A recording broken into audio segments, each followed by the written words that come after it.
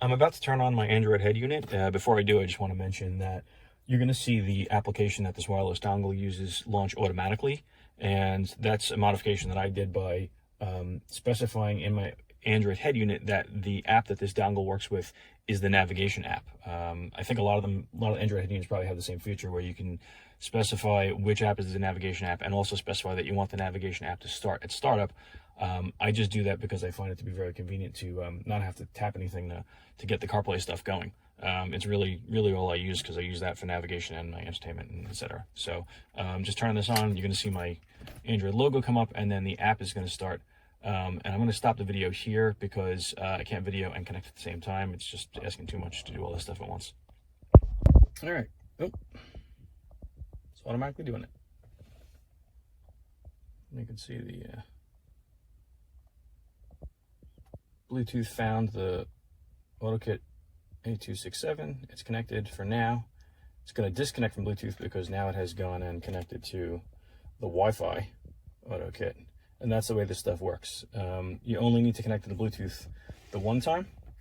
And then from there, the Bluetooth connection will tell the phone it's going to do wireless CarPlay over a Wi-Fi connection and tell it all the authentication stuff it needs to log into the Wi-Fi on the head unit.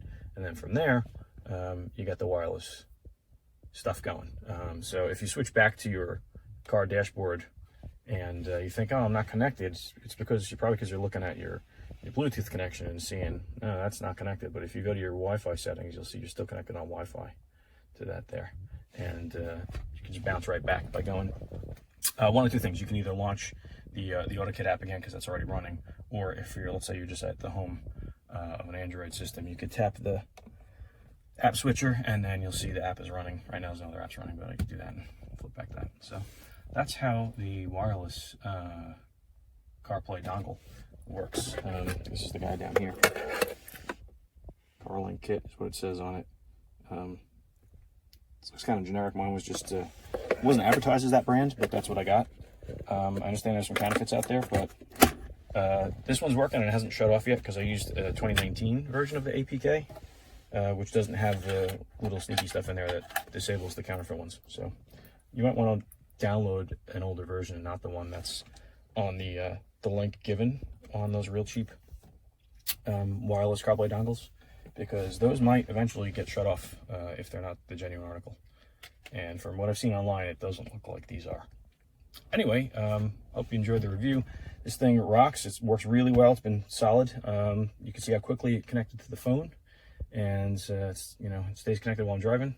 I can use Google Maps through the phone for navigation, which is nice, without having to do any sort of Wi-Fi tethering. My data plan does not allow Wi-Fi tethering, and with this you don't need to do that.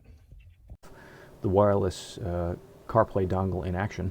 What you're seeing now is the listing that I purchased it from. I bought one with the brand says Hey Power, and I found this by searching Amazon for wireless CarPlay dongle, and then I sorted by free shipping and Prime and sorted by price load high. And you can see there's quite a few all in the same price range. Seems like a lot of the different vendors are all unloading these things for super cheap. And that's where this part of the review comes in. So you can see, I mentioned I bought the Hey Power. There's VFun, and there's another VFun, and Vape Only, and there's another Hey Power, and another Vape Only, and this one just says car navigation. This one says CarLink Kit. It seems to be the branded one. A little bit more expensive, not much. The one I got looks just like this. The box looks like this, and the instructions look the same. And that's where this part of the review comes in. So even on the branded one, it's advising that this is the APK, which is an Android app that you have to download, and you have to install that on your Android head unit before you plug in the dongle and make CarPlay work.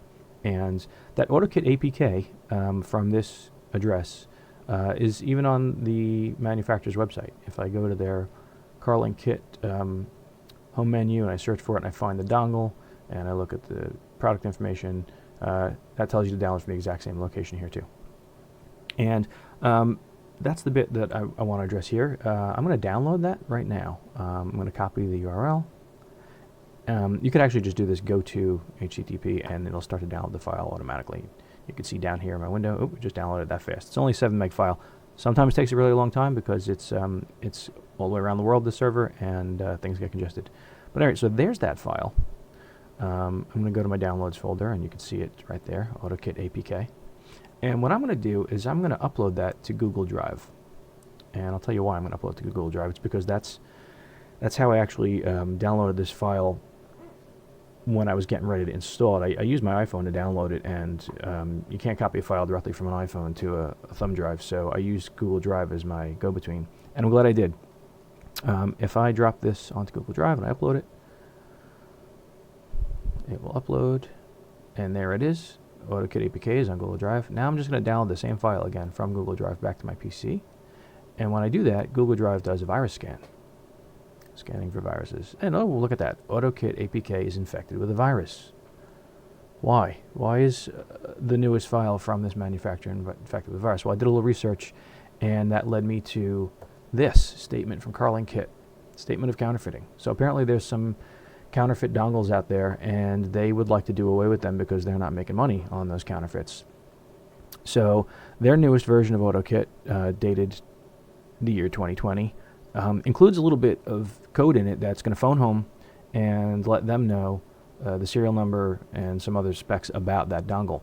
And if you do the app update, it's also going to try and install a new firmware onto that dongle. Now, if the dongle is genuine and not counterfeit, it'll continue to work. But if you have a counterfeit dongle, we will lock the product. That means it's going to stop working. It will not connect to your iPhone anymore using the AutoKit APK app.